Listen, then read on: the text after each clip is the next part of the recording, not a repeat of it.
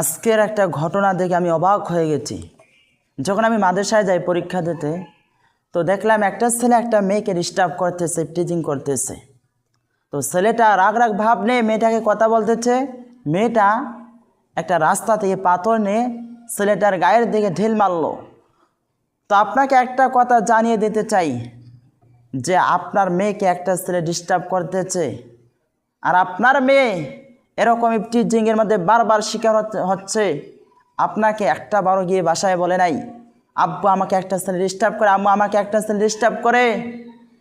কেন? আপনি যদি আপনার মেয়েকে দিন শিক্ষা দিতেন, ইসলাম শিক্ষা দিতেন, কোরআন শিক্ষা দিতেন, তাহলে আপনার মেয়ে আপনাকে বাসায় গিয়ে এরকম বলতো যে আমাকে একটা ছেলে ডিস্টার্ব করে।